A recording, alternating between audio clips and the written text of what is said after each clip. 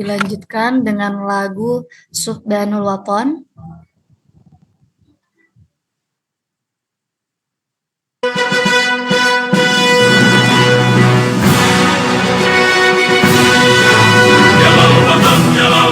Jalal waton, Hubbul waton minal iman, wala takun minal hirman, inhadu alal waton. Jalal waton, jalal waton, jalal waton.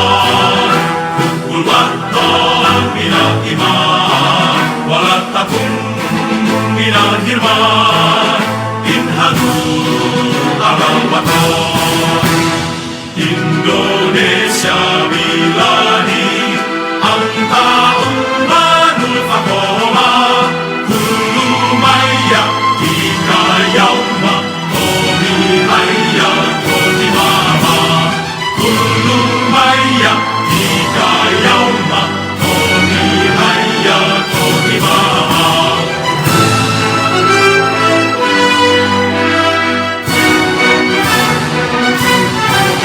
Pusatkan hati wahai tanah airku, cintamu dalam imanku, jangan halangkan nasibmu, bangkitlah hai bangsaku. Pusatkan hati wahai tanah airku, cintamu dalam imanku, jangan halangkan nasibmu, bangkitlah hai bangsaku. Indonesia negeriku, engkau panji martabatku, siapa datang mengancammu, kan binasa di bawah durimu. Siapa datang mengancammu, kan binasa di bawah durimu.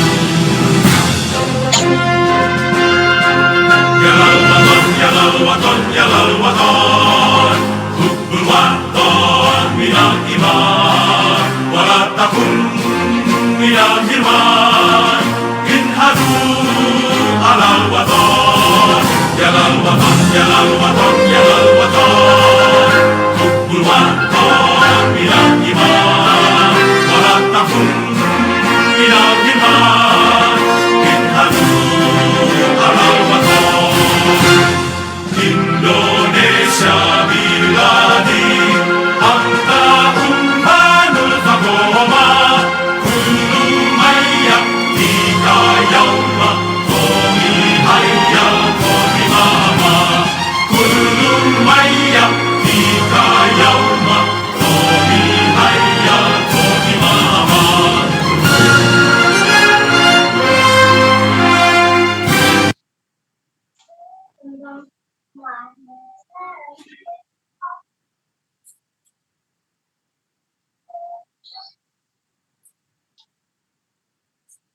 Saudara 2026-2026 Dilanjutkan dengan Mars PMII. Divisi Allah Berdaulat Amin Menyambung Berbagai.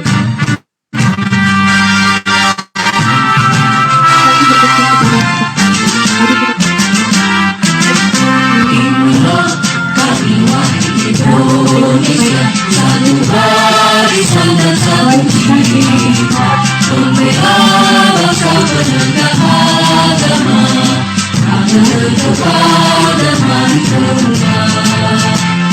Islam sudah masa yang sudah selesai, sudah kita yang bangun bangsa yang jaya, Islam yang berambang tersentak dari musuh. Dengan PMI bergeraklah ilmu dan bakti ku berikan, adil dan berhubungan bangsa, untukku satu tanah airku, untukku satu keyakinanku. Inilah kami wahai Indonesia, satu angkatan dan satu jiwa, bangsa bebas merdeka, tangan terdepan dan maju kembali.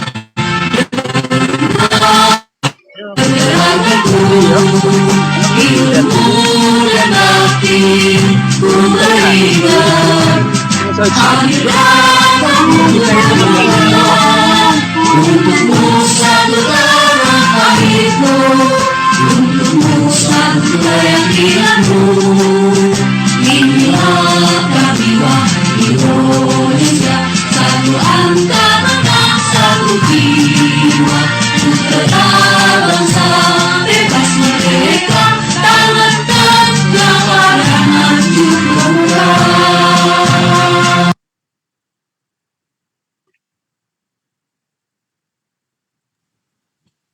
Baik, Memasuki acara selanjutnya, marilah kita dengarkan sambutan panitia dari Ibu Dr. Imro'atul Azizah, dosen dari UIN Sunan Ampel, Surabaya. Dengan hormat disilakan.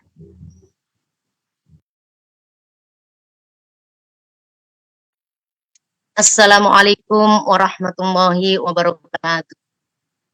Warahmatullahi wabarakatuh. Alhamdulillahirabbil alamin. Allahumma sholli ala sayyidina Muhammad. Amma ba'd. Yang terhormat Ketua Panitia Harlah Asosiasi Dosen Pergerakan Mbak Citra Orwella dan teman-teman. Yang saya hormati kedua narasumber, sahabat Aidil Aulia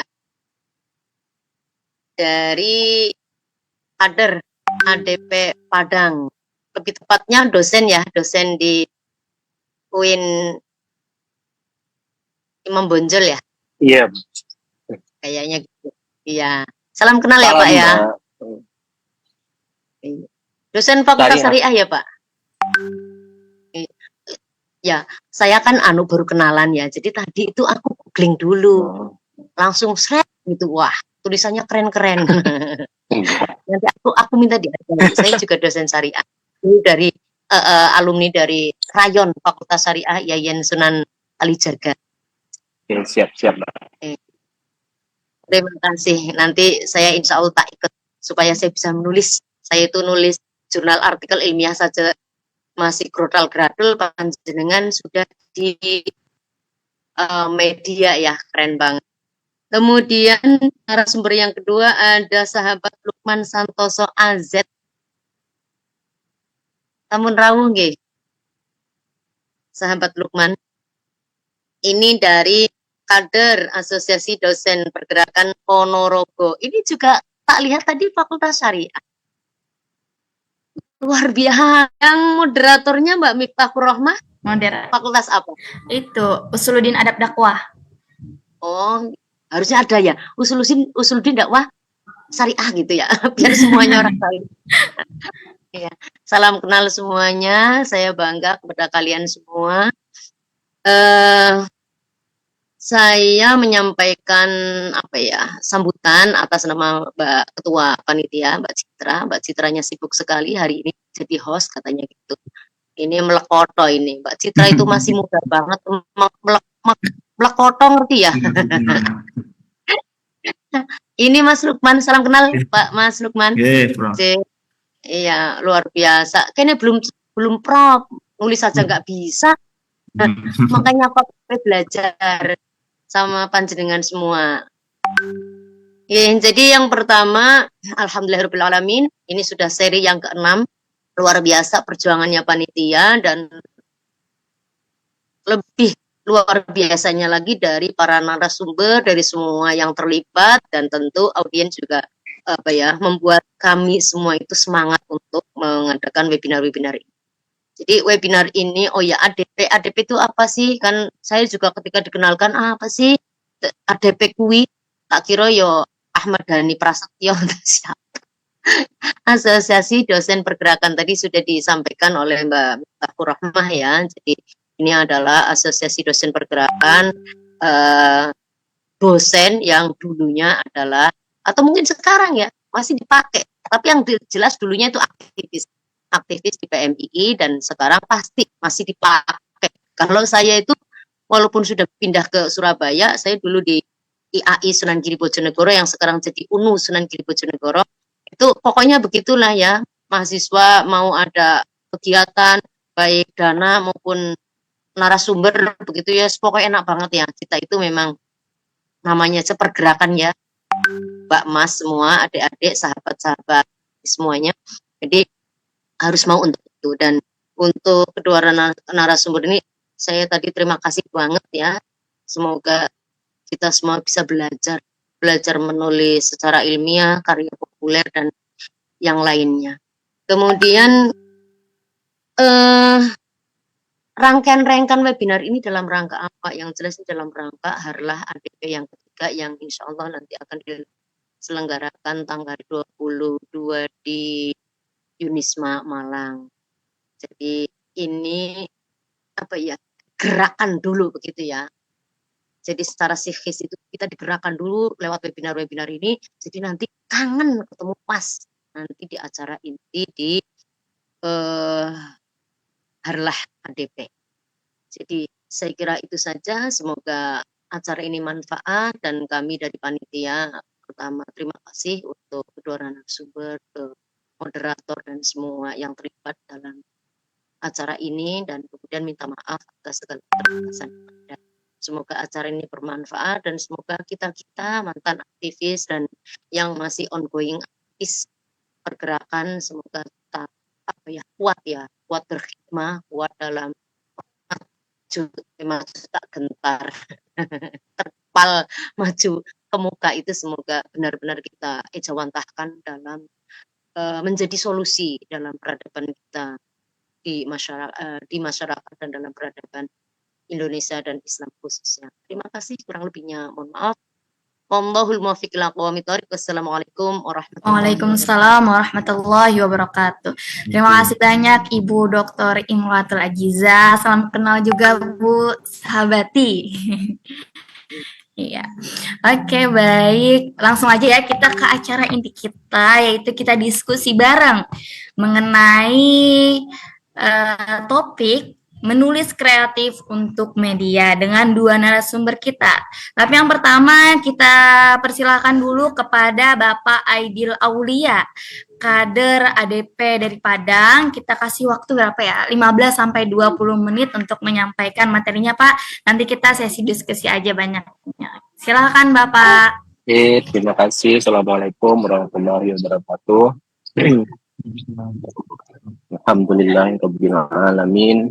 Puji syukur kehadirat Allah Subhanahu wa taala dan salawat dan salam pada Nabi besar Muhammad sallallahu alaihi wasallam.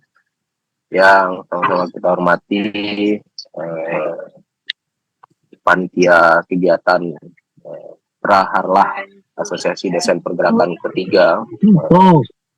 Ada Bu Imroatul Ajizah. Salam kenal untuk teman-teman semuanya, sahabat-sahabat semuanya.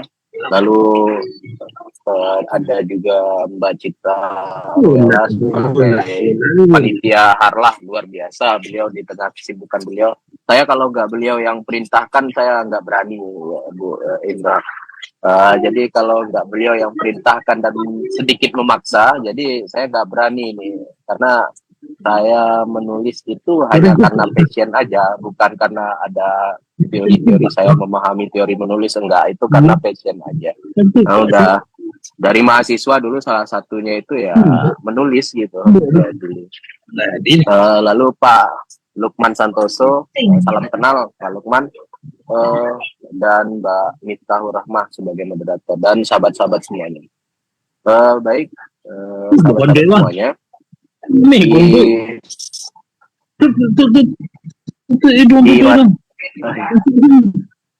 Mohon maaf Mbak Mirta, mungkin bisa di mute dulu yang ini.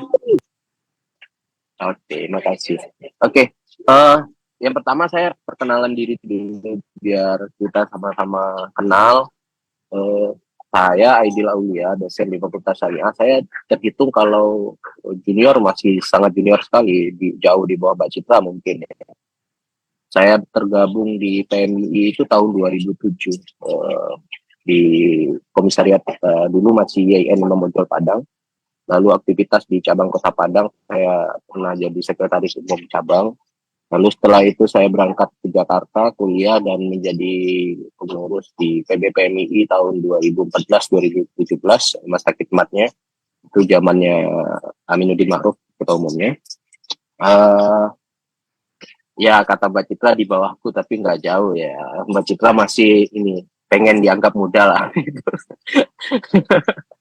Oke, jadi kalau terhitung di dunia akademik sangat masih baru sekali saya terangkat di dosen di Fakultas Syariah itu baru 2019. Jadi pulang ke Padang itu ya karena terangkat menjadi dosen di Fakultas Syariah. Nah,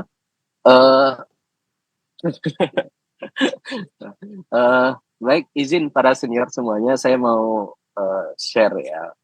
Ini jangan dianggap sebagai materi karena saya itu nggak pernah punya teori tertentu untuk menulis di media massa. Itu saya nggak punya teorinya. Yang saya punya itu hanya keinginan. Dari waktu S1 tuh udah punya keinginan sekali untuk membranding diri sebagai penulis di media massa, tapi ya dulu waktu S1 banyak di reject media-media besar karena ambisius sekali. Baru belajar nulis sok-sok ngirim di Kompas, sok ngirim di Republika, dan itu rata-rata di reject. Tapi berangkat dari pengalaman-pengalaman itu akhirnya banyak masukan kenapa tulisan, dan akhirnya banyak juga membaca opini-opini orang, membaca gaya karakter menulis orang, dan menemukan pattern dari tulisan saya sendiri. Dan akhirnya punya gaya penulisan sendiri. Nah, saya pikir di penulisan kreatif untuk akademisi ini, kenapa sih akademisi itu harus menulis di media? Apakah akademisi itu keluar dari jalurnya ketika dia memilih menulis di media massa misalnya? Saya pikir tidak. Kenapa? Ya pertama, tulisan-tulisan akademik itu dia segmented, dia terbatas. Baik dari sisi akses, bahasa mungkin, karena tuntutan sekarang sahabat-sahabat di ADP apalagi itu merasakan bahwa tuntutan sekarang untuk melakukan publikasi tulisannya itu harus di luar bahasa ibu kita. Maka kalau sudah begitu, karakteristik dari tulisan-tulisan akademik itu sangat segmented. Dia terbatas. Aksesnya terbatas, kadang banyak yang berbayar dibanding banyak yang free-nya, walaupun banyak website-website juga yang menyediakan yang saluran yang free ya untuk mengakses resources dari ilmu pengetahuan.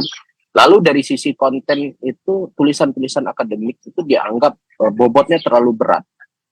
Lalu dari sisi pembaca juga tidak terlalu menarik membaca hasil riset para akademisi itu, karena dianggap terlalu melangit. Bahasa-bahasa yang digunakan, teori-teori yang digunakan itu kayak bahasa langit, sedangkan populasi terbesar manusia itu ya berada di bumi gitu. Jadi bagi audiens secara umum, tulisan-tulisan akademik itu tidak menarik sama sekali. Lalu yang kedua, pembahasan dan gaya penulisan akademis itu terlalu kaku, karena dia punya metodologi, dia punya gaya selingkung yang ditetapkan oleh publisher tertentu. Jadi seorang penulis tidak bebas melakukan berimprovisasi terhadap tulisannya, tidak bebas mengekspresikan ide-idenya dengan bahasa-bahasa yang lebih dipahami, dengan bahasa-bahasa yang sederhana, dengan teori-teori yang mungkin lekat dengan pembicaraan-pembicaraan di masyarakat kebanyakan. Lalu menulis di media massa itu merupakan diseminasi ilmu pengetahuan. Artinya daya sebar menulis di media massa itu jauh lebih berpengaruh dibanding menulis di jurnal-jurnal akademik. Kalau jurnal akademik itu terhitung impact-nya itu terhitung dari citasinya atau lain sebagainya, maka dan itu segmennya terbatas sekali. Orang yang mengakses itu hanya dari keilmuan yang sama. Misalnya saya di syariah, saya itu core studinya di hukum keluarga. Nah, ketika saya publikasi misalnya tulisan-tulisan tentang hukum keluarga, maka yang akan mengakses itu tentu orang-orang dengan minat dan karakteristik keilmuan yang sama. Dan bagi orang yang tidak punya keilmuan yang sama, itu tidak menarik sama sekali. Maka kalau kita menulis di media massa, akses informasi yang kita dapatkan dalam kajian akademik itu bisa disebarluaskan kepada masyarakat. Lalu juga bisa berguna untuk peningkatan literasi publik, dan yang paling penting itu memutus mitos ya. Memutus mitos yang saya maksud itu, dulu orang kan punya mitos bahwa saya intelektual itu berdiri di Menara Gading gitu. Jadi saya banyak mengkritik itu di beberapa tulisan yang sempat viral. Itu tulisannya yang 2 hari itu menembus puluhan ribu pembaca itu saya ketika menulis sebenarnya meresensi pemikiran Peter Fleming. Lalu saya bikin sebuah tulisan judulnya Robohnya Universitas Kami. Saya terinspirasi itu dari novel sebenarnya, Robohnya Surau Kami itu. Jadi saya balikkan logikanya, seakan-akan kalau logika kapitalisme yang dikatakan oleh Fleming yang terjadi di kampus-kampus di Australia dan Eropa kebanyakan, maka sekarang arah kapitalisme pendidikan tinggi itu juga mengarah pada pola pendidikan tinggi di Indonesia. Maka saya sebut sebagai robohnya universitas. Lalu juga akademisi itu ketika dia menulis di jurnal-jurnal akademik itu tidak banyak bisa mempengaruhi kebijakan publik. Maka tugas-tugas advokasi kebijakan publik lalu peningkatan kesadaran masyarakat itu menjadi terhalang. Karena banyak sekali tulisan-tulisan akademisi itu ketika dia masuk menjadi tulisan populer lalu dia bermain di ranah media massa yang daya sebarnya begitu luas, justru itu impact-nya sangat tinggi sekali dibanding tulisannya itu hanya terkungkung pada jurnal-jurnal akademik. Lalu juga kenapa akademisi harus menulis? Ada tanggung jawab sosial dan moral akademisi yang harus melakukan pengabdian kepada masyarakat, pengabdian dalam maksud menyebarkan diseminasi ilmu pengetahuan yang dia miliki supaya ilmu pengetahuan itu bisa diakses secara merata oleh masyarakat luas. Lalu yang terpenting kenapa akademisi harus menulis? Nah ini yang sahabat-sahabat kadang merasakan dampak dari personal branding yang kita bangun. Beberapa kali saya justru diundang menjadi pembicara, menjadi narasumber hanya gara-gara tulisan saya misalnya. Diundang jadi narasumber. Itu kan personal branding yang sangat bagus dibanding teman-teman akademisi yang tidak pernah muncul di media. Jadi orang tidak tahu brand personal apa yang melekat pada individu dia sebagai akademisi. Orang nggak pernah kenal kalau kita tidak mengenalkan diri pada tulisan-tulisan populer yang kita tambahkan. Dan tentu saja terkadang menulis di media massa itu ada income yang kita dapatkan. Kadang ya, tapi itu orientasinya ya jangan itu. Kalau saya sederhananya saya tidak pernah punya orientasi untuk mendapatkan income ya. Makanya pilihan saya menulis itu hanya kompas.com. Kenapa kompas.com? Jangkauan pembacanya begitu banyak, lalu dia free, bisa diakses oleh semua orang, tapi minusnya dia tidak ada income untuk penulisnya. Itu kira-kira. Lalu sebenarnya penulisan kreatif itu sebenarnya saya menghimpun saja. Penulisan kreatif itu sebenarnya akumulasi dari imajinasi kita saja.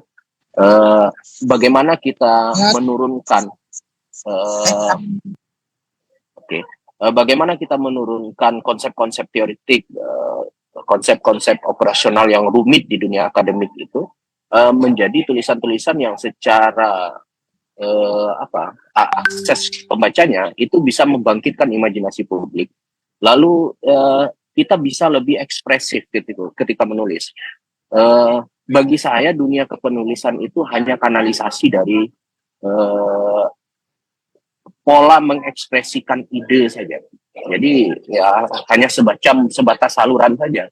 Terkadang kita tersumbat saluran komunikasinya kalau dengan status ya, karena status ASN-nya, dengan status PNS-nya dan lain sebagainya, kadang ada struktur yang menghambat kita untuk bicara agak ekspresif di dunia birokrasi, maka kita limpahkan itu kanalnya itu ya melalui media massa, tapi tetap dengan semangat yang sama, tetap menjunjung tinggi kode etik. Karena saya pernah punya pengalaman, tulisan saya itu dihilangkan 2 paragraf oleh editor Kompas itu, karena saya mungkin menulis ya mungkin pengaruh anasir-anasir aktivisnya masih agak melekat sedikit-sedikit gitu. Jadi saya pernah menulis bagian yang agak keras. Ketika saya menulis tulisan itu saya banyak dikritik orang. Ketika saya menulis tentang ini soal sepakat nggak sepakat, kita nggak bicara itu ya. Saya banyak menulis perspektif tentang ketika Gibran dicalonkan menjadi wakil presiden. Nah lalu saya menunjukkan kemarahan saya karena saya tahu persis banyak teman-teman dan sahabat-sahabat saya di masa kepengurusan di PGPMI itu terlibat dalam kegiatan itu dan terlibat di sana di aktivitas dukungan politik praktis itu, lalu saya meluapkan kekecewaan itu melalui tulisan itu. Nah, bagi saya tulisan-tulisan yang seperti itu memang karena kita dididik dulu dengan teori kritis yang diajarkan di PMI.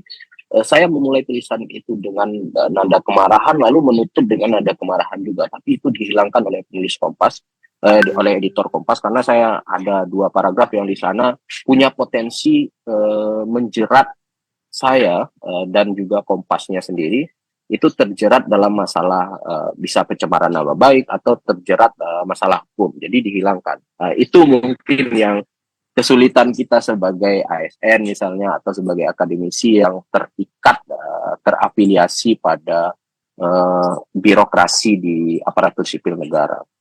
Nah, lalu penulisan kreatif itu tetap dalam pola kita menyampaikan fakta dan informasi. Walaupun fakta dan informasi yang kita sampaikan itu secara teoritis, tapi kita tidak terikat pada pola-pola yang standar, yang baku gitu. Kita lebih bebas menggunakan bahasa-bahasa yang unik, menarik, provokatif, sarkas, bahasa-bahasa yang sarkas, satir dan lain sebagainya.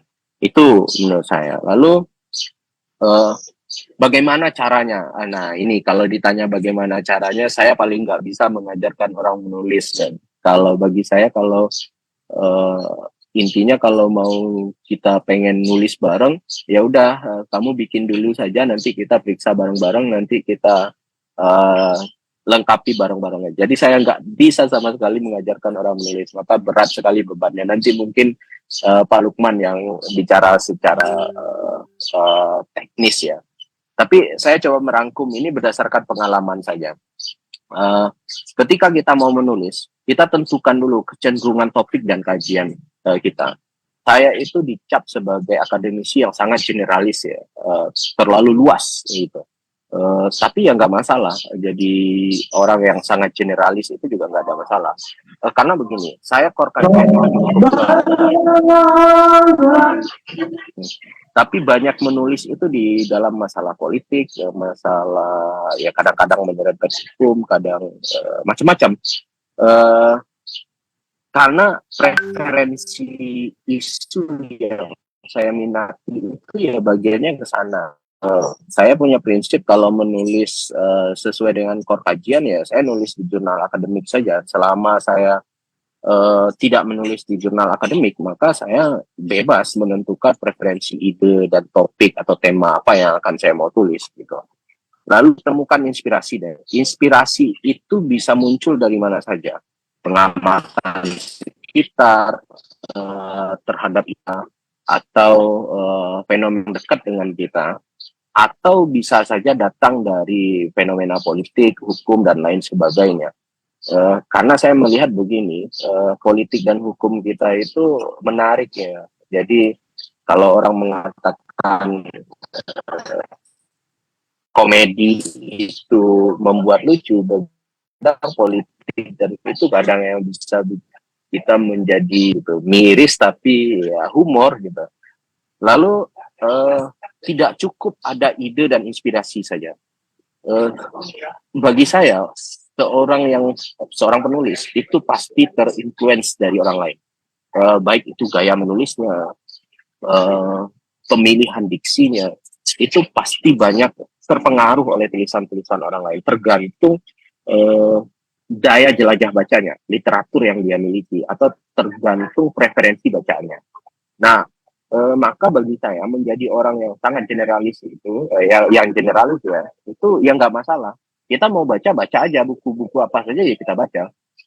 Mau buku itu berkaitan dengan bidang kajian keilmuan kita mau enggak ya, karena zaman sekarang itu yang dibutuhkan itu adalah interdisipliner. Dalam dunia akademis itu kan yang dibutuhkan interdisipliner atau multidisiplin keilmuan atau interdisiplin keilmuan.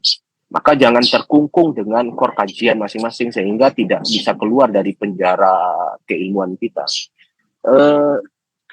Lalu karya sastra itu kadang menjinakkan dalam tanda kutip ya. Karya sastra itu menjinakkan logika akademisi.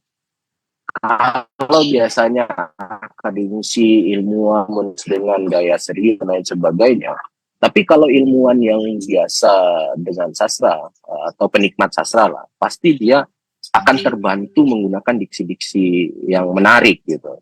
Nah, misalnya saya itu nggak segan-segan menyebut kalau saya itu sangat terinfluence dengan tulisan-tulisannya SGA, Seno Gumira Aji Dharma. Lalu sangat terpengaruh juga dengan tulisan-tulisannya Mahbub Junaidi, kolom demi kolomnya, bagaimana Mahbub Junaidi membuat isu-isu besar, tema-tema yang kadang itu sensitif di publik di era itu ya.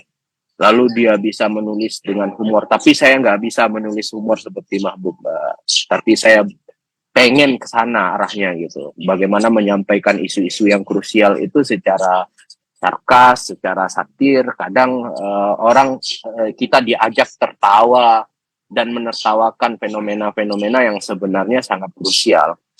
Lalu setelah kita tahu preferensi topik dan kajian kita, lalu kita dapat idenya, langkah selanjutnya adalah kita riset.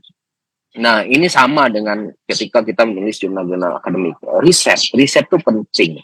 Riset itu kita melakukan pendalaman terhadap isu apa yang mau kita tulis supaya kita tidak, karena ini ya, menulis di media massa yang aksesnya sangat besar, apalagi media publik, itu konsekuensi publiknya juga kita harus terima. Ketika tulisan kita menjadi pro dan kontra, maka kita siap-siap menerima konsekuensi publik dari tulisan kita. Itu penting sekali. Maka riset itu adalah sesuatu yang mutlak harus dilakukan oleh seorang penulis. Jangan asal menulis hanya karena syahwatnya, hanya karena kemarahan, karena hanya ekspresi emosional, atau sifatnya hanya reaksioner terhadap isu, tapi kurang risetnya. Di beberapa waktu belakang, saya menemukan ada satu tulisan teman saya, kolega juga di Fakultas Syariah, di tempat saya.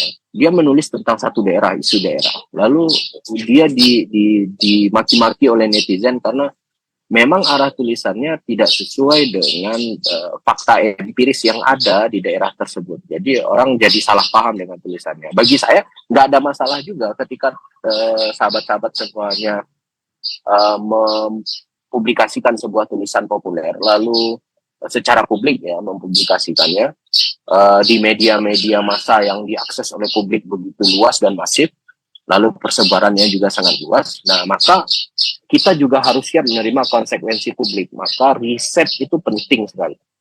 Pendalaman terhadap isu, pendalaman terhadap teori yang kita gunakan, yang kadang kita tempelkan dalam tulisan kita untuk menguatkan argumentasi kita, itu harus hati-hati sekali. Karena kita akan menerima konsekuensi publik dari tulisan kita. Kalau tulisan kita bagus, ya kita disupport oleh publik, publik menyenangi kita, terbangun relasi publik, relasi kita dengan publik, relasi kita dengan orang lain karena orang senang dengan tulisan kita. Bisa juga terjadi sebaliknya. Tulisan kita membuat kita destruktif, rusak gitu. Personal branding menjadi rusak, relasi kita menjadi rusak. Nah, itu konsekuensi-konsekuensi publik saja. Nah, lalu langkah selanjutnya tentukan gaya dan identitas tulisan. Nah, kalau di jurnal akademik itu dia punya gaya selingkuh masing-masing, harusnya penulis esai, penulis populer itu juga punya gaya selingkuh, gaya dan identitas penulisan masing-masing. Misalnya di beberapa tulisan misalnya, kita gampang sekali mengidentifikasi tanpa kita baca nama penulisnya. Ketika kita baca gaya menulisnya, kita bisa menebak, oh ini tulisannya si Anu ini, oh ini kayaknya perspektif Seno banget deh. Atau ketika kita melihat term-term atau diksi-diksi yang dia gunakan, itu bisa kita pahami, oh ini tulisannya GM ini, Gunawan Muhammad, oh ini tulisannya Mas Udil ini. Jadi identitas tulisan itu sangat menentukan, karena itu masuk juga pada cara kita mendekatkan diri pada pembaca kita. Lalu setelah kita tentukan gaya dan identitas tulisan, sebuah tulisan yang baik itu adalah tulisan yang selesai. Kalau tulisan itu nggak selesai, maka dia nggak akan pernah dicap sebagai tulisan yang baik. Seburuk-buruk tulisan yang selesai itu akan jauh lebih baik daripada konsep yang tidak pernah diselesaikan. Maka mulai menulis. Kalau saya punya pola, ini pengalaman ya Mbak Citra, teman-teman semuanya. Ini soal pengalaman saya saja yang saya ceritakan. Kalau saya punya pengalaman, mulai menulis itu saya pasti di awal-awal itu bikin kalimat-kalimat provokatif atau kalimat-kalimat yang shocking statement lah, statement yang menyentakkan. Kadang saya senang bermain di sana. Atau di kalimat terakhir, saya selalu berpikir bagaimana cara mulai membuka isu ini. Lalu bagaimana cara mengakhirinya. Kalau saya nggak ketemu formulanya di awal, saya akan buat itu di akhir. Jadi shocking statement itu harus ada. Karena bagi saya ada sesuatu yang harus menjadi tesis dalam tulisan itu gitu. Kadang tesisnya kalau di dunia penulisan populer, tesis itu adalah sesuatu yang bisa jadi quotable lah, yang bisa dijadikan quote oleh orang. Itu kira-kira dalam logika saya. Lalu ya menulis bebas-bebas saja, jangan pernah terikat dengan macam-macam lah. Ini bagus nggak? Kalau dia masih sebatas draft, teman-teman tulis saja, sahabat-sahabat tulis semua aja. Biarkan ide itu mengalir, inspirasi itu mengalir, jangan terikat dengan ini salah nggak komanya di sini, ini konjungsi yang dipakai salah nggak, ini huruf besar, huruf kecil, nggak usah pikirkan itu dulu, selama itu masih draft. Hajar aja. Lalu saya sering menggunakan kata-kata metafor atau simile atau majas. Itu untuk memperindah diksi saja sebenarnya. Kadang untuk menurunkan ide-ide itu agar tidak terlalu melangit, ya, maka saya gunakan majas-majas itu. Lalu yang bagian yang paling penting itu bagian editing ya, editing tulisan yang sudah jadi draft pertama itu kita harus baca lagi baru sampai kita minimalisir ya, yang kita sebut sebagai stupid mistake, kesalahan-kesalahan konyol lah dalam penulisan, misal huruf besar, huruf kecil, titik, koma dan lain sebagainya, penggunaan bahasa yang kurang tepat. Pengalaman saya menulis di beberapa artikel itu saya seringkali dipandu oleh KBBI itu, KBBI Thesaurus. Jadi saya memperkaya diksi itu ya pakai Thesaurus gitu. Kadang cek di KBBI ini bisa dipahami nggak ya kalau bahasanya begini. Maka itu penting sekali. Lalu dan terbiasa juga ketika draft tulisan itu sudah ada, lalu perbaikan sudah dilakukan. Biasanya saya minta teman yang saya percaya itu, saya punya draft nih tulisan, baca dong. Akhirnya dibaca. Kamu paham nggak? Kalau teman kita aja nggak paham, gimana publik mau paham gitu? Saya paham. Tapi kamu tulisnya gini. Akhirnya itu kita dapat feedback yang lebih positif. Lalu terakhir yang kita harus lakukan adalah ini bisa juga langkah awal. Kalau teman-teman lain mungkin punya trik menentukan platform di mana tulisan itu dipublikasikan, itu langkah awal. Kalau saya dia langkah akhir. Saya nggak peduli tulisan saya mau diterbitkan di mana, yang penting selesai saya menulis, saya cari tempat di mana kira-kira yang bisa mempublikasikan tulisan saya. Nah, jadi saya nggak pernah punya pikiran tulisan saya harus terbit di sini, tulisan saya harus terbit di sini. Yang penting saya nulis, tulisan itu terbit dan websitenya menarik, gampang diakses, ya sudah, yang penting itu. Lalu promosikan tulisan itu. Kadang saya ini minta maaf juga ke teman-teman yang nomor kontaknya ada di saya gitu. Saya sering kali share, kalau saya nulis tuh saya share tulisan-tulisan, karena memang hanya itu yang bisa kita lakukan untuk melakukan promosi tulisan-tulisan kita. Terakhir pengantar diskusi saja ya. Ini beberapa tulisan yang pernah saya muat kalau teman-teman misalnya klik di sini lalu open hyperlink, maka akan muncul saya itu baru jadi di Kompas, baru tergabung 16 Maret 2022. Artikelnya baru 10, pembacanya baru 78.000. Nah, itu jauh sekali dibanding sahabat-sahabat di ADP yang banyak sekali saya lihat tulisannya. Makanya saya kemarin tuh bilang ke Mbak Citra, aduh saya kalau jadi narasumber agak kikuk gitu ya, karena senior-senior yang lain kok banyak yang hebat-hebat gitu. Ini tulisan terakhir saya bicara tentang, ini ada dua tulisan terakhir tuh bicara tentang pilkada, karena kami di Sumatera Barat bikin gerakan normalisasi isu-isu demokrasi yang lebih sehat di publik. Jadi beberapa universitas, LSM, NGO di Sumatera Barat itu kita punya komitmen untuk memproduksi isu-isu yang positif untuk membangun demokrasi yang agak lebih sehat selama masa persiapan pilkada dan evaluasi setelah pemilu. Maka tema-tema tulisan kita itu di Sumatera Barat, di teman-teman yang tergabung dalam gerakan Sumbar Melawan itu banyak bicara tentang politik pilkada. Itu saja Mbak Miftah. Mudah-mudahan bermanfaat ya, walaupun inilah sedikit sekali yang bisa saya bagi, tapi itulah yang biasa kita lakukan. Mudah-mudahan bermanfaat. Mudah-mudahan kita diskusi bisa lebih intens lagi nanti di sesi kedua. Oke, makasih Mbak Miftah. Saya kembalikan. Oke, baik. Terima kasih Bapak Aidil Aulia. Masya Allah, luar biasa ya Pak. Materinya sangat, bikin saya semangat juga nih sebagai mahasiswa untuk menulis apapun itu. Oke, baik. Kita langsung masuk aja ya ke pemateri yang kedua, narasumber yang kedua, itu dari Bapak Lukman Santoso, kader ADP Ponorogo. Assalamualaikum Bapak. Waalaikumsalam. Bapak sudah siap? Ya. Oke, silakan ya Pak. Kita kasih waktu berapa ya? Sampai 20 menitan deh Pak, silakan. Oke. Assalamualaikum warahmatullahi wabarakatuh. Waalaikumsalam warahmatullahi wabarakatuh. Terdengar jelas ya. Waalaikumsalam. Alhamdulillahirrahmanirrahim. Pagi menjelang siang ini kita bisa webinar dalam rangka menyambut adalah ADP ketiga, sebuah ikhtiar yang menurut saya luar biasa ya dari Ketua Panitia Mbak Citra.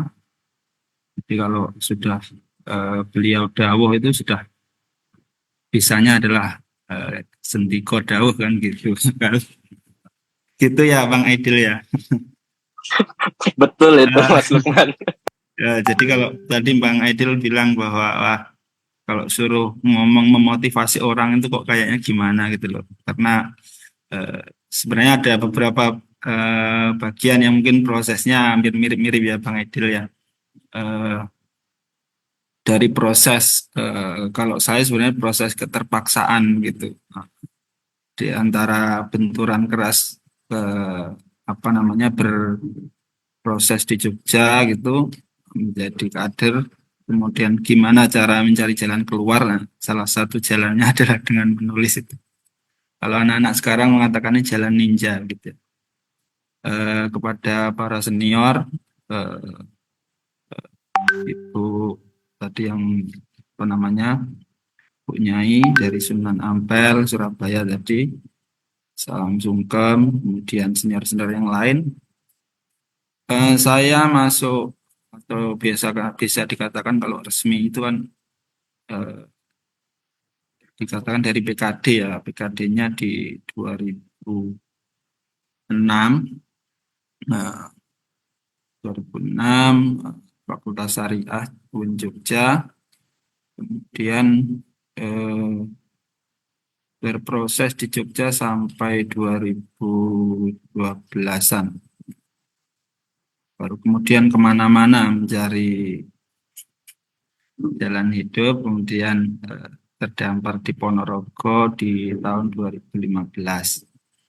Nah, dari proses itu ya salah satu senjata utamanya adalah dari menulis itu.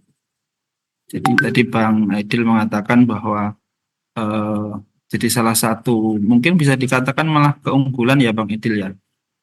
Kalau penulis itu, penulis khususnya yang di wilayah kolom ataupun opini itu biasanya malah justru kelebihan karena tema apa saja bisa gitu.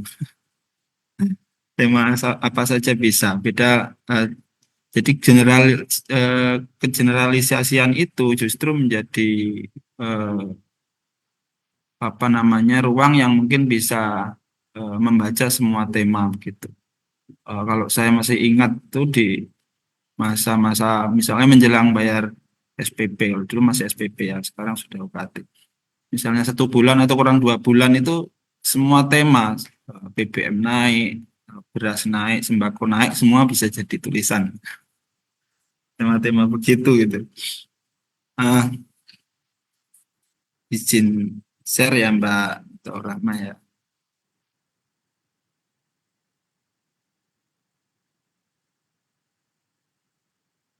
Beberapa bagian mungkin ada yang beririsan ya dengan tema-tema yang berkaitan karena memang menulis kreatif itu kalau saya memaknainya dari proses pengalaman gitu. Saya tidak pernah ikut pelatihan-pelatihan menulis yang secara khusus itu, misalnya sehari menjadi penulis atau misalnya menulis menjadi kaya raya atau apalah macam-macam tema itu tidak pernah ikut. Artinya ya menulis saja, ketemu tema apa misalnya begitu, kita cari datanya, kemudian buat oret-oretan, baru kemudian dibuat temanya gitu. Jadi sudah disinggung Kang Aidil juga bahwa mungkin salah satu ya yang dari dulu mungkin saya kagumi untuk bisa menginspirasi terus menulis adalah senior kita ini ya, senior kita yang energinya secara spiritual tidak pernah lekang gitu. Mengapa menulis? Jadi alasan mengapa menulis mungkin setiap orang beda. Kalau Bang Idil tadi ceritanya panjang dan luar biasa begitu. Menaklukkan ibu kota ya Bang Idil dengan tulisan Bang Idil. Mengapa menulis macam-macam? Jadi bisa berangkat dari motivasi yang idealis maupun yang pragmatis. Bisa memulai dari itu, tadi saya cerita mungkin dari persoalan-persoalan yang mendasar kebutuhan sehari-hari di perantauan sebagai mahasiswa dan seterusnya, itu bisa menjadi cara. Sementara kalau idealis ya punya gagasan-gagasan besar yang itu kalau para founding father kita ya salah satu caranya dituangkan dalam tulisan, kemudian menjadi pamflet sebaran disampaikan kemana-mana, itu menjadi cara yang idealis. Kalau sekarang tentu media ruang untuk menyampaikan apakah itu idealis ataupun pragmatis itu menjadi bisa dibingkai dengan banyak ruang. Kalau kita seringkali saya itu mereproduksi tulisan yang kadang misalnya habis nulis karya ilmiah gitu, jurnal atau apa gitu. Karena tadi benar yang disampaikan Bang Aidil bahwa ruang pembacaan terhadap sebuah karya ilmiah itu kan sangat terbatas. Jurnal itu paling yang baca berapa? Apalagi kalau sekarang sudah iklimnya atau trennya menuju internasionalisasi itu justru lebih sedikit lagi. Paling orang baca hanya abstraknya ya Bang ya. Abstraknya itu pun paling nggak tuntas begitu. Nah, itu salah satu cara mungkin yang sering saya lakukan adalah mereproduksi itu. Saya peras lagi gagasan itu menjadi tulisan-tulisan yang pendek gitu. Nah, dan ruang itu kalau di konteks sekarang sebenarnya sangat lebih mudah gitu. Kalau dulu kita harus bertarung dengan penulis-penulis senior untuk menaklukkan satu edisi di koran Daulatan Rakyat Jogja misalnya, atau di koran Bernas, atau bahkan kalau misalnya kita kirim di Pikiran Rakyat Bandung itu ruang pertarungannya lebih ketat lagi gitu. Jadi banyak Tapi kalau sekarang kita misalnya ingin menyampaikan gagasan-gagasan ringan, banyak sekali platform online yang bisa menampung tulisan-tulisan itu secara mudah, sehingga keterbacaan atau feedback, impact dari sebuah gagasan itu lebih mudah disampaikan. Ini yang seringkali saya sampaikan misalnya di sahabat-sahabat PMI, ada acara PKD ataupun pelatihan-pelatihan lain, bahwa ini masih menjadi jalan ideal untuk menyampaikan gagasan. Misalnya kalau sahabat-sahabat berdemo itu kan paling dengan 100 massa mendemo rektorat gitu, yang mendengarkan kan paling rektor, wakil rektor, 4 orang lah gitu. Tapi kalau itu diiringi dengan gagasan yang dituliskan dalam media tertentu, misalnya kita menyampaikan, atau misalnya yang kemarin lagi sangat hangat itu kaitannya dengan UKT misalnya, itu akan dibaca banyak pihak, banyak orang yang berkepentingan bisa membaca itu, bahkan sampai levelnya hingga ke presiden misalnya. Nah itu. Nah, ini beberapa poin tadi mungkin sudah sama ya disinggung oleh Bang Aidil kaitannya dengan menulis itu menjadi bagian dari promosi diri, branding lah begitu. Jadi orang mungkin kalau saya nggak nulis tipis-tipis ya, tulisan-tulisan saya itu sebenarnya nggak berat-berat amat ya. Kalau Bang Aidil berat-berat tulisannya. Tulisan yang ringan-ringan itu kalau saya nggak nulis mungkin Mbak Citra tidak memaksa saya untuk berbicara kan. Artinya keuntungan dari menulis itu salah satunya ada banyak silaturahmi, ada banyak perkenalan, ada banyak relasi baik itu sosial maupun ekonomi begitu yang bisa terhubung karena tulisan. Ada banyak pihak yang bisa terkoneksi karena tulisan. Sehingga nanti feedbacknya dari macam-macam relasi itu, apakah karena silaturahmi, apakah kepentingan sosial, dan lain sebagainya, bisa membentuk yang namanya berjejaring atau berpergerakan dalam level yang lain. Gitu. Kalau ini secara teoritis saya kira sudah banyak bisa diakses lah. Karena sekarang sangat mudah.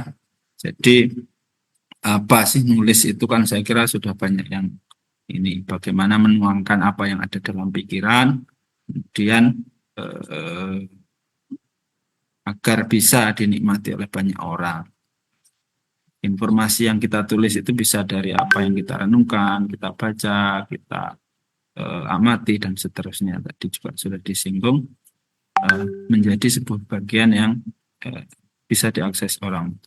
Nah, kuncinya adalah agar akses terhadap apa yang kita sampaikan atau gagasan-gagasan itu berkelanjutan begitu, adalah ketekunan untuk terus menulis gitu. Mungkin kalau kita interview Bang Aidil misalnya ditanya bagaimana menaklukkan Kompas itu berapa kali ngirim Bang, itu pasti ceritanya akan sangat berdarah-darah gitu. Ngirim sekali dicuekin. Saya masih sangat ingat ya, ketika awal-awal nulis itu dapat surat cinta ya Bang Aidil ya.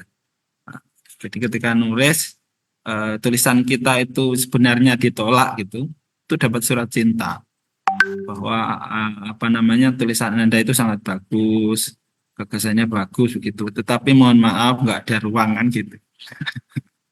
Itu kan bahasa yang sangat, kalau Bang ya, sakitnya di mana gitu ya Bang ya. Bahasa sangat halus tetapi menolak itu. Itu masih sangat membekas ya, pengalaman pertama-tama menulis. Nah, dalam konteks itu menuangkan apa yang menjadi imajinasi kita, gagasan kita untuk dituangkan dalam sebuah tulisan atau tulisan kreatif itu, kita punya ruang yang sangat luas di era sekarang. Media cetak masih ada meskipun tidak terlalu banyak lagi. Sementara media online sangat menjamur. Maka kemudian tinggal bagaimana, tadi benar apa yang dikatakan Bang Aidil bahwa setiap media itu punya kecenderungan atau punya bahasanya dikatakan adalah punya mazhab gitulah, bisa dikatakan punya mazhab, sehingga ketika mau ngirim kemana itu kita harus create dulu tulisan itu sesuai style media itu. Kalau kita terlalu keras atau terlalu membela atau ngeblok kemana dan seterusnya misalnya, itu menjadi pertimbangan di sebuah media. Apalagi kalau karena saya backgroundnya kan apa namanya, tata negara itu, artinya ketika misalnya mengkritisi problem-problem kepartaian itu saya kadang kalau mau ngirim mikir-mikir. Nah, ketika tak kirim ke media Indonesia, ini membahas partai tertentu itu enggak, karena nanti pasti akan ditolak gitu. Atau misalnya kalau saya kirim ke yang satunya gitu, Sindo atau yang lain itu ini ada hubungannya dengan partai itu enggak? Ini sangat riskan begitu. Jadi isu-isu itu harus kita juga lihat. Tapi kadang ya kita sebagai nulis ya kadang ada ketidakpuasan ketika gagasan kita tadi ceritanya Bang Edil kayaknya ya hampir sama lah dengan pengalaman saya ketika mengirim ke media gitu. Ada 1 atau 2 paragraf, bahkan pernah beberapa paragraf itu hilang gitu. Karena yaitu mereka pengen nerbitin, suka dengan tema yang kita sampaikan, cuman ada bagian yang mungkin menurut media itu terlalu keras begitu ya, sehingga mereka punya pertimbangan. Editor itu kan kalau motong nggak pakai konfirmasi atau laporan atau apa gitu ya, mereka motong ya motong aja, potong gitu, tiba-tiba terbit kok kayak ada yang kurang ya, seperti itu. Ini saya kira tadi sudah disampaikan ya juga ya. Jadi beberapa poin saya kira mirip-mirip lah prosesnya, tapi saya singgung sekilas begitu. Ada tahap-tahap persiapan atau bahasanya pre-writing yang kalau kita bisa maknai adalah riset awal. Jadi kita misalnya kita nemu tema apa, gitu, pengen nulis tema apa, ya kita riset dulu datanya. Kita riset dulu datanya, seperti apa perkembangan tema itu dan seterusnya, sudut pandang mana yang kira-kira atau angle mana yang mau kita pertajam. Kemudian setelah data itu terkumpul, maka kita mulai nulis. Kita tulis, kalau pengalaman saya ya nulis tidak ini ya, jadi ditulis aja dulu selesai gitu, baru kita baca lagi, kita tambahi. Jadi tidak kemudian berhenti pada 1 atau 2 paragraf, kemudian balik ke atas direvisi lagi, tidak. Kalau saya polanya saya selesaikan dulu tuntas satu tulisan itu, entah itu dalam atau belum, selesaikan dulu, nanti baru dibaca ulang, kalau ada yang perlu ditambahkan atau dirubah atau dihilangkan baru dikoreksi setelah selesai. Itu. Kemudian ada tahap perbaikan materi ya. Tadi setelah jadi ya kita bahasanya adalah didiamkanlah sesaat, mungkin bisa 5-10 menit begitu. Kemudian saya lihat lagi, kayaknya kok ini agak ini ya, agak beda ya atau agak gimana ya gitu. Baru dirubah-rubah dan seterusnya. Nah, sampai pada bagaimana ada tahap review. Ini sebenarnya polanya hampir sama dengan yang disampaikan Bang Aidil, bahwa review ini adalah proses melihat kembali tulisan yang sebenarnya sudah kita anggap selesai. Nah, review ini bisa kita lakukan dengan meminta kolega yang kira-kira bisa kita dia memberikan masukan itu konstruktif begitu untuk artikel kita atau untuk tulisan-tulisan kita. Nah, setelah itu baru kita kirim kemana, gitu. Mau dipublikasikan ke media mana yang kira-kira memenuhi.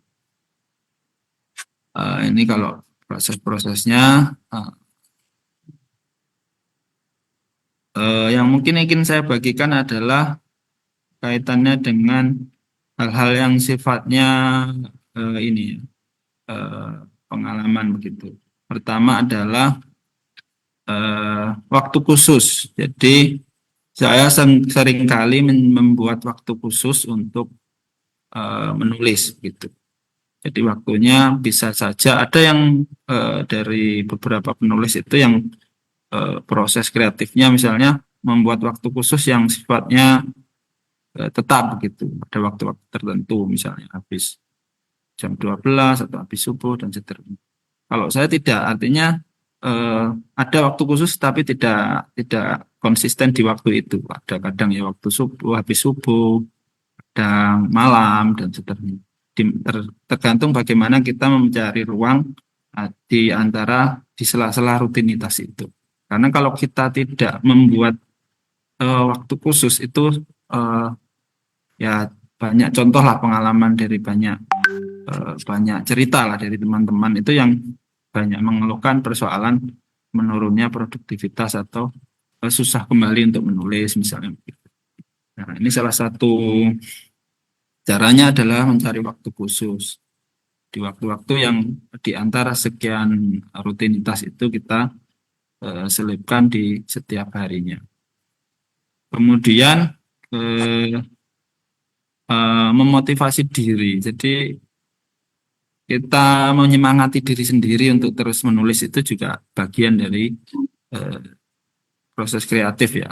Jadi kalau nggak kita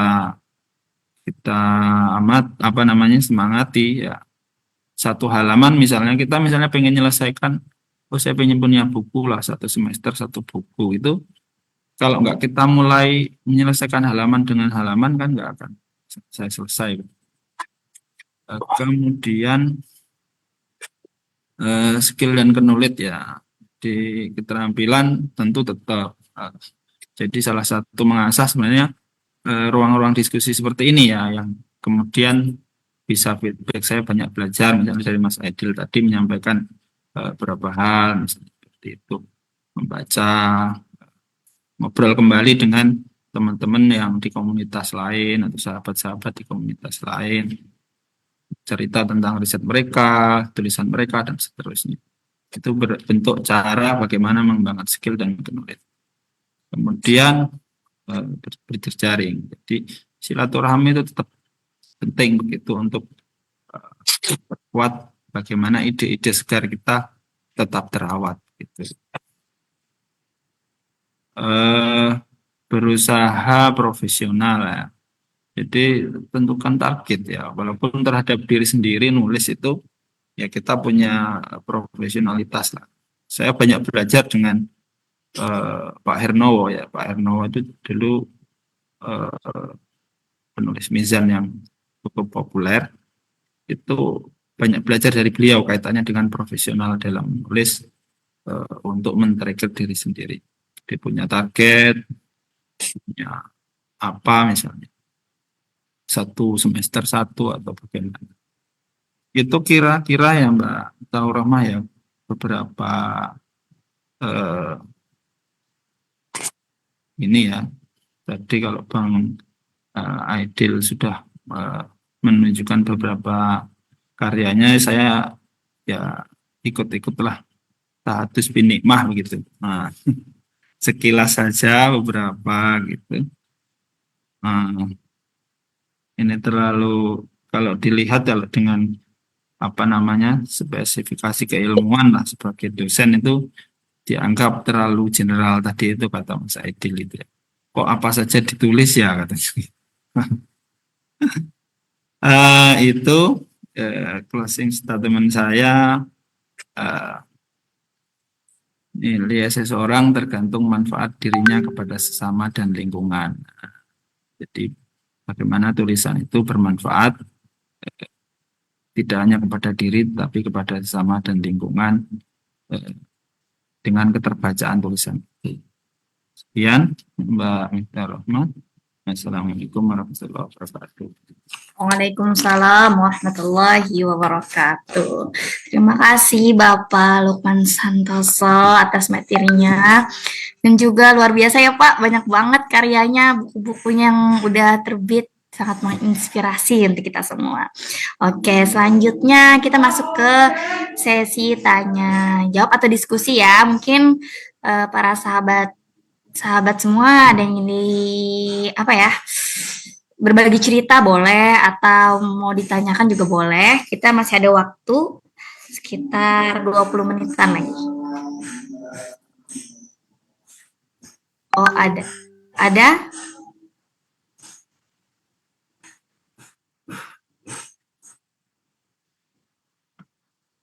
Belum ada. Kalau gitu saya aja deh dulu, Pak. Ini, boleh? Saya boleh, Mbak. Ya. Ini Pak, izin bertanya ya Pak. Kan menulis ini dimulai dari diri sendiri ya Pak. Tuh.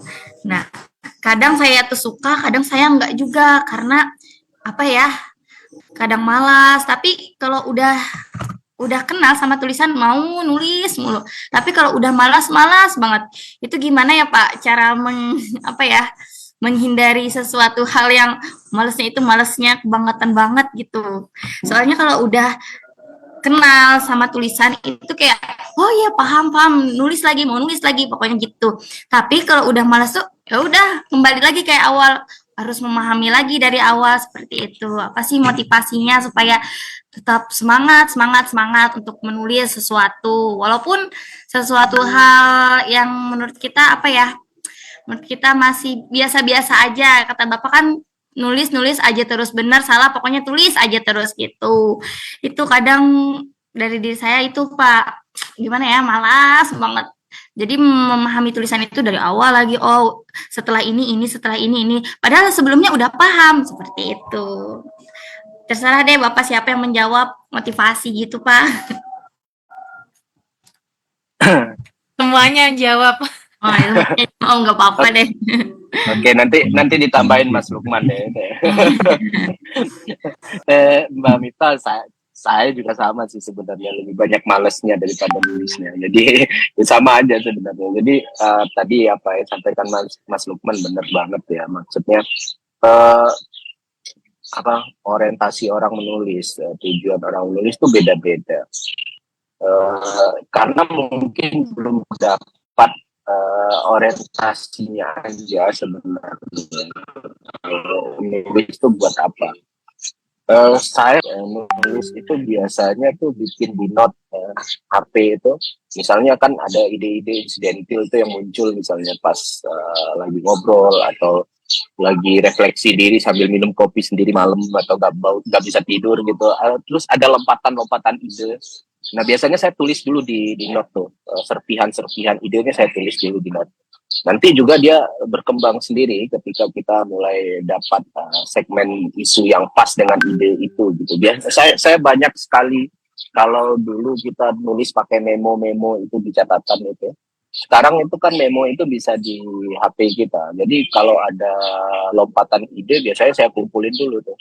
Kumpulin nanti kalau ada segmen yang pas atau dapat teori baru, saya baca artikel atau baca jurnal akademik terus ada teori yang menarik, biasanya saya catat dulu nanti saya pahami sendiri. Nanti kalau ada segmentasi isu yang pas itu bisa masuk ke tulisan itu. Kalau untuk motivasi saya paling nggak bisa memotivasi orang gimana sih caranya menulis, itu nggak bisa karena ya saya termasuk generasi mager juga sebenarnya. Mager aja, tapi kadang karena nggak ada kanal untuk mengekspresikan diri ya kadang muntahnya itu di tulisan. Itu sih Mbak Mita, kadang memuntahkan sesuatu yang nggak bisa diverbalkan itu ya lewat tulisan gitu.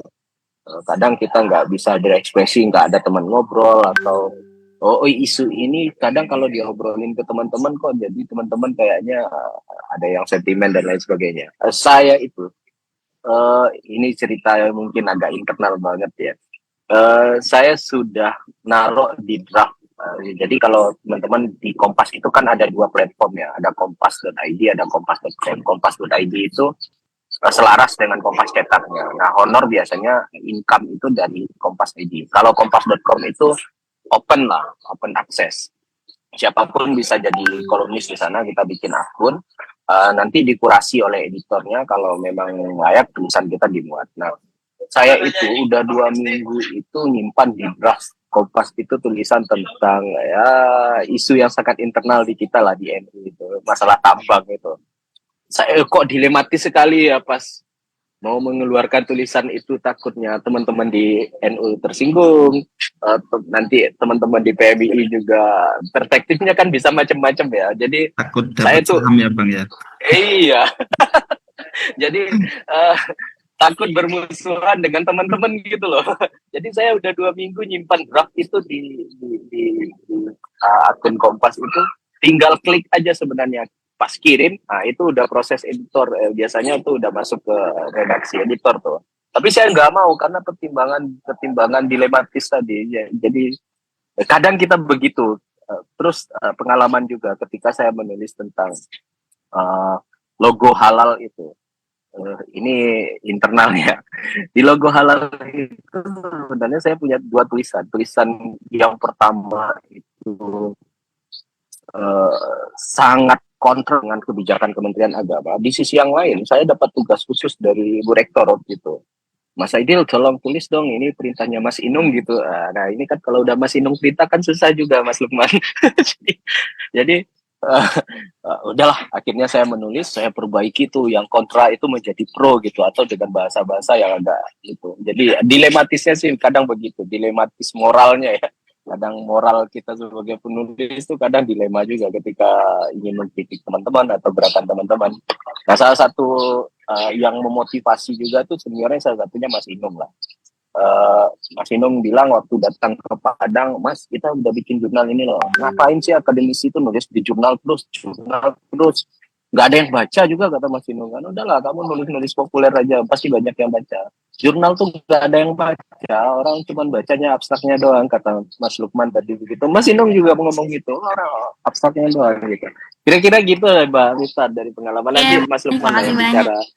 Mungkin Pak Lukman mau nambahkan atau gimana? Terima kasih. Jadi menulis apapun itu ya Ibu Imrah. Menulis apapun itu ya sebenarnya sama ya ruang-ruangnya. Teman-teman sastrawan, novelis dan seterusnya itu juga punya fluktuasi lah. Dia bisa dikatakan di mana momen in-nya lagi fresh-freshnya nulis bagus gitu. Kemudian ada fase di mana down, nulis-nulis kok nggak dapat ide-ide inspirasi. Demikian juga di tulisan-tulisan kreatif yang lain juga sama. Ini agak mirip dengan Bang Aidil nih.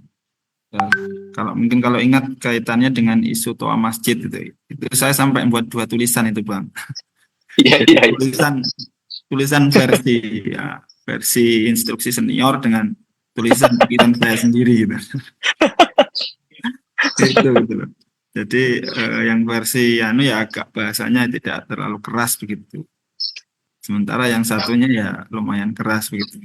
Itu dilema begitu. Kaitannya dengan menyemangati sebenarnya itu Mbak. Jadi membuat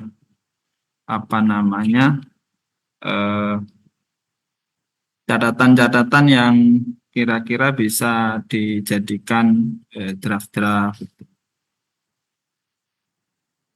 Misalnya begini, kalau misalnya kita di tempat tertentu gitu, atau biasanya ngerjakannya di mana, di kampus atau di rumah gitu, kok tidak terlalu mengalir tulisannya atau idenya kok mampet gitu. Salah satu cara yang kadang saya lakukan adalah mencari tempat tertentu, suasana yang seger lah, yang sunyi begitu. Ya di mana begitu, bawa laptop atau bawa catatan. Ya, di situ beberapa jam gitu untuk merefresh itu. Jadi healingnya itu ya ada 2 motivasi tadi itu, healing sambil merefresh, sambil memulihkan ide atau semangat gitu. Ya sama aja sebenarnya, manusiawi lah, kita jangan dibayangkan kalau misalnya hidupan karena konsen dinulis terus dianggap bahwa tiap waktu luang itu langsung diisi nulis, tidak juga. Jadi kita ya alamiah, kita manusiawi juga gitu. Kita butuh waktu momen-momen tertentu untuk bagaimana menuangkan ide itu secara tepat begitu. Dan kadang juga punya momen yang kadang malas banget gitu. Kalau saya tuh senangnya memang di outdoor ya, jadi tidak suka terlalu lama duduk itu. Jadi ya kemana aja, pokoknya bahasanya ubah terus begitulah, ubah terus. Gitu. Maka ketika ada problem, kok ini kok punya ide kok kayaknya susah mencari ini, kita cari tempat khusus. Ya nggak jangan terlalu jauh juga, itu nanti kejauhan nanti malah repot. Nyari pantai kan terlalu jauh, nyari pantainya nggak jadi nulis. Itu kayaknya Pak, minta Rama ya ringan-ringan saja gitu. Oke, baik. Makasih banyak Pak Lukman. Oke, mudah-mudahan bermanfaat ya untuk kita semua motivasinya. Amin ya rabbal alamin. Oke, baik, selanjutnya mungkin ada yang ingin diskusi juga. Mana ini ya suaranya, muka-mukanya. Saya aja deh. Boleh Bu, silakan Citra. Thank you, Mas Aidil, Mas Lukman. Aku kan kapan lalu itu kan ngobrol sama Mas Soaidi kan. Ada satu tulisannya yang sekarang lagi rame yang mungkin Mas Aidil sama Mas Lukman tahu kan tentang tambang-tambang itu.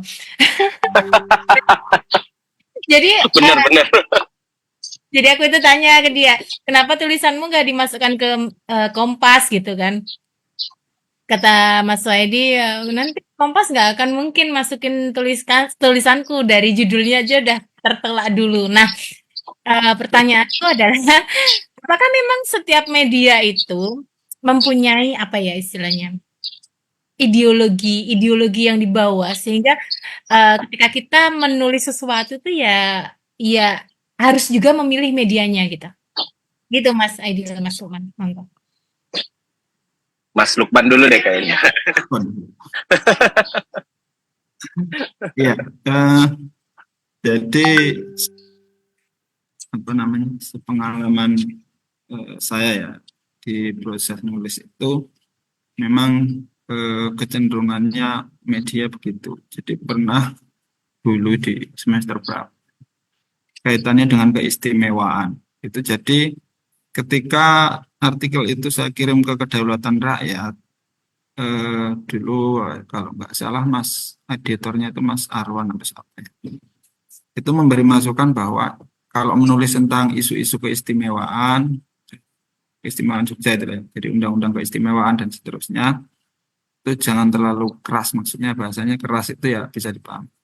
Ya boleh menyampaikan isu itu, cuman bahasanya jangan terlalu keras gitu. Apalagi saat itu kan hidup di Jogja gitu. Nah, maka kemudian dari situ saya kemudian bisa menggarisbawahi begitu. Menggarisbawahi bahwa salah satunya ketika kita mau ngirim kemana itu dilihat medianya. Nah, itu memang ada kecenderungan begitu. Itu momen pertama. Dan momen kedua, dulu saya juga pernah ngirim di Sinar Harapan. Sinar Harapan sekarang masih nggak ada enggak ya korannya itu. Sinar Harapan itu kan koran punya apa namanya kelompok tertentu lah. Juga begitu, ada catatan atau masukan bahwa jangan terlalu tendensius dalam mengeksplor isu itu. Jadinya memang definisi menghadirkan moderasi dalam apa namanya gagasan Kansita itu sebenarnya juga yaitu tidak bisa dikatakan moderasinya ya bergantung di mana kita mau menyampaikan isu itu. Kita bisa misalnya mau di Kompas ya kita menempatkan moderasi pada bagaimana media itu berideologi lah. Di media yang lain juga begitu. Media Indonesia apalagi sekarang hampir mayoritas media lah ya ada afiliasinya dengan parpol gitu ya. Jadi itu lebih kuat lagi. Kira-kira itu ya. Ya, saya menambahkan saja sebenarnya dari Mas Lukman. Kalau bicara media punya ideologi enggak? Sangat punya ideologi sekali. Jadi media itu ada sesuatu yang mereka jadikan tagline tertentu dan itu sebagai ideologi mereka gitu. Misalnya kemarin itu kami ada inilah pertemuan penulis di kompas.com itu. Jadi tapi online gitu. Di sana itu editornya itu banyak bicara lah. Redaksi kompas.com itu banyak bicara itu menyambut sebelum momen penetapan calon presiden waktu itu. Jadi Kompas itu mewanti-wanti teman-teman yang biasa nulis politik di Kompas itu dikumpulkan, dibikin kopdar lainnya lah. Lalu redaktur, editor itu menjelaskan tentang garis-garis apa yang diperjuangkan oleh Kompas dan bagaimana tulisan kita tidak punya intensi tertentu terhadap calon tertentu gitu. Dan di situ diceritakan ada satu tulisan, mungkin kalau sahabat-sahabat sering buka kompas.com di kolom opini itu dia tulisannya sering di peringkat 5, 2 gitu. Ada salah satu tokoh lah dari timur itu dia menulis, dia protes lah ke editornya. Kenapa tulisan saya tuh nggak dimuat-muat oleh kompas.com? Kenapa editornya nggak muat-muat gitu? Lalu editornya waktu itu, editor kompas.com itu cuma satu orang. Nah itu juga kewalahannya media itu. Jadi kalau kita bikin akun di sana, terus dia belum pernah baca tulisan kita, biasanya proses kurasinya agak lama. Karena dia harus baca dulu karakter menulis kita. Keterangannya sih begitu dari Bang Sandro itu. Nah dia cerita kenapa tulisan itu di-reject gitu. Karena tulisan itu dianggap tidak sesuai dengan semangat yang diperjuangkan oleh Kompas. Karena dia menulis soal ras Papua, Maluku, dan ras Indonesia Timur lah. Walaupun itu dikemas dengan teori antropologi yang menjadi bidangnya dia. Cuman editor itu menilai tulisan itu bernuansa rasis. Maka Kompas itu mereject, padahal tulisan beliau itu nggak pernah di-reject ya, sekalipun di kompas.com. Nah, pas di isu itu di-reject karena tidak sesuai dengan semangat Kompas. Nah, apa yang disampaikan oleh Mas Lukman itu benar sebenarnya. Sangat benar sekali. Jadi setiap media itu pasti memperjuangkan satu, apalagi sekarang itu memang media itu banyak terkooptasi dan bukan saja terkooptasi, tapi memang dimiliki oleh orang yang terafiliasi partai atau pemilik partai. Jadi kalau kita bicara politik lalu menghantam partai si pemilik media, itu nggak akan dimuat, sama sekali nggak akan dimuat. Maka pemetaan terhadap platform apa, berita media apa yang akan kita publikasikan tulisan kita itu juga sangat penting sekali. Jadi kalau kita nggak tahu petanya, main hantam-hantam aja, nah itu kemungkinan ditolaknya tinggi sekali itu. Tapi kan sekarang kita punya platform lain, Mbak Citra, Mbak Mita ya. Platform lain itu ya media sosial itu. Media sosial siapa yang mampu halangi gitu.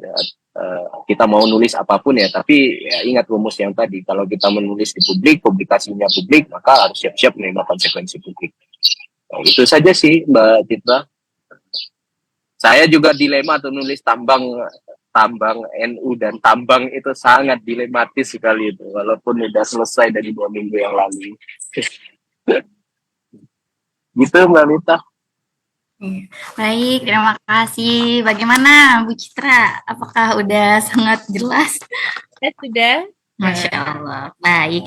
Oke, ini Pak ada lagi pertanyaan dari Muspawi. Katanya bagaimana menjaga komitmen saat menulis? Gitu. Silahkan Pak untuk dijawab. Aduh, komitmen ya. Komitmen. Pertama tadi saya udah bilang saya bukan penulis yang komitmen banget sama waktu, lalu komitmen banget dengan target kepenulisan. Tapi saya punya target sih sebenarnya. Misalnya dalam 1 minggu saya harus menyiapkan 1 draft tulisan, walaupun nggak publik. Tapi saya harus siapkan draft. Nanti draft itu ketika segmen isunya masuk, saya akan perbaiki draft itu. Nah, jadi di laptop, di handphone saya punya banyak draft sebenarnya. Bisa jadi draft itu baru kerangkanya, baru teori-teorinya. Misalnya saya baca satu buku, bagi saya perspektifnya menarik, saya akan rangkum itu dan simpan di draft tanpa judul. Nanti judul disesuaikan. Bagaimana menjaga komitmen ya bisa macam-macam sih jawabannya ya. Itu tergantung niat masing-masing, tapi yang paling penting itu memang tentukan orientasi kita tuh sebenarnya menulis buat apa sih. Kalau teman-teman aktivis seperti yang disampaikan oleh Mas Lukman, gerakan ekstra parlementer sekarang itu udah nggak ada lagi gaungnya, malah teman-teman aktivis kalau mau turun di jalan sekarang itu menjadi musuh itu bukan birokrasi lagi, tapi masyarakat juga akan memusuhi. Banyak problem yang seperti itu. Misalnya beberapa kali di Makassar itu benturan mahasiswa, aksi mahasiswa itu ya sama masyarakat gitu. Jadi stigma negatif terhadap aksi ekstra parlementer itu juga sudah mulai masuk sekarang. Maka teman-teman aktivis sebenarnya bisa menyalurkan ekspresi politiknya, ekspresi kegelisahannya dia itu sebenarnya pakai media itu, menulis populer itu jauh lebih dahsyat ya gaungnya dibanding melakukan gerakan-gerakan ekstra parlementer yang kadang lelah sendiri dan orang pun punya stereotip yang jelek terhadap gerakan-gerakan itu sekarang. Maka harusnya teman-teman gerakan ekstra parlementer tetap harus dijalankan, tetapi itu sebagai alat perjuangan yang lain. Kadang isu itu memang harus digiring dengan dua gerakan. Yang pertama dengan gerakan memproduksi ide di media, lalu yang kedua ekstra parlementer untuk melakukan push isu. Kalau itu dihilangkan sama sekali, itu juga jadi kehilangan daya gebraknya. Jadi, tapi memaksimalkan itu hanya sebagai satu-satunya cara, itu juga masalah menurut saya. Jadi, tergantung si komitmen itu terbangun dari orientasi. Kalau orientasinya kuat, apa yang ingin dikejar itu kuat, maka komitmennya juga pasti akan kuat. Gitu sih, mungkin nanti ada tambahan dari Mas. Saya ada kegiatan. Baik, mungkin boleh ditambahkan oleh Pak Lukman? Iya. Pak. Iya. Menjaga komitmen. Menjaga komitmen itu gini. Jadi bagaimana kita menempatkan bahwa menulis itu adalah cara kita untuk mengkritisi situasi. Jadi kalau kita misalnya kita gelisah dengan situasi, kenapa kok dolar naik, kemudian komoditas pokok itu kemudian melambung, daya beli masyarakat semakin rendah dan sulit. Nah, itu salah satu cara menjaga komitmennya kalau saya. Jadi kalau ada hal yang kira-kira sangat mendesak ditulis itu saya langsung segera menulis lebih cepat dari biasanya. Maksudnya 1-2 hari ya harus segera diselesaikan. Dan kemudian menjaga komitmen menulis tidak membatasi diri untuk ini harus terbit di mana gitu, tidak. Tapi yang penting ini bisa terbaca. Itu salah satu cara saya ya mungkin ya. Yang penting misalnya terbit. Oh ya platformnya apapun lah, bisa kadang ya Ar-Rahim ID ini, kadang di mana-mana lah. Yang penting media itu bisa menyampaikan, karena kalau kita nunggu isu itu terbit misalnya media Indonesia itu kan agak ya beberapa waktu lah, itu lama ya. Kita cari tendensinya kan nggak semuanya kan harus ini, misalnya nyari-nyari yang free kan juga nggak masalah misalnya. Yang penting komitmen nulisnya terus. Itu kalau saya Mbak.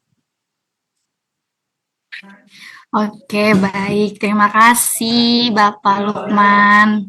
Oke, mungkin karena jam kita udah saatnya stop. dan saatnya istirahat. Kita sudahkan dulu. Sebelumnya kami ucapkan terima kasih kepada Bapak Aidil Aulia. Bapak, salam Pak, saya dari Palangkaraya. Makasih banyak juga Bapak Lukman Santoso, Pak. Moga-moga nanti kita bisa bertemu ya secara offline. Amin amin ya rabbal alamin. Oke. Ibu Imroatul juga terima kasih banyak, Ibu Citra dan kawan-kawan yang telah berhadir. Semoga apa yang diberikan materi kita oleh narasumber kita yang luar biasa ini bermanfaat dan terus menjadi motivasi kita untuk menjadi penulis-penulis yang hebat dan mengungkapkan apa yang seharusnya bisa kita ungkapkan. Amin amin ya rabbal alamin. Terima kasih atas segala perhatian. Mohon maaf atas segala kekurangan. Semoga pada acara kita hari ini membawa manfaat dan membawa berkah kebaikan untuk kita semua. Saya Miftahur Rahma pamit undur diri. Wallahul muwaffiq ila aqwamit thoriq. Wassalamualaikum warahmatullahi wabarakatuh. Waalaikumsalam warahmatullahi wabarakatuh. Makasih Mas Lukman, Mbak Citra. Waalaikumsalam Mbak Ibratul. Mbak Citra. Terima kasih Pak Idil, Pak Lukman, Teman-teman yang butuh Bu sertifikat Muratul. kehadiran sudah ada di chat, bisa isi dulu. Nanti sertifikatnya sebagai peserta bisa langsung masuk ke emailnya. Untuk narsumnya nanti ada sendiri ya sertifikatnya. Ya Mbak Cit, sehat-sehat Iya, ini pasti. dengan aktivitas mengejar PhD-nya. Doain kita-kita yang belum nih. Amin, amin. Masih beresin semuanya nih. Pokoknya Mbak Citra nyawanya banyak banget. Nggak habis-habis. Tidak pernah tidur Mas Aidil. Iya, makanya waduh. Banyak banget yang bilang nggak pernah tidur, padahal tidur terus loh. Oke, Mbak Citra, Pak Ya, makasih Mas ya. Lukman, makasih banyak, Mbak Imratul. Terima kasih, izin pamit. Assalamualaikum warahmatullahi wabarakatuh. Ya juga pamit. Assalamualaikum. Lumayan masuk. Oke teman-teman yang mau sertifikat bisa di chatnya. Kalau sudah saya tutup ya untuk Zoom-nya. Terima kasih atas kehadirannya. Assalamualaikum warahmatullahi wabarakatuh.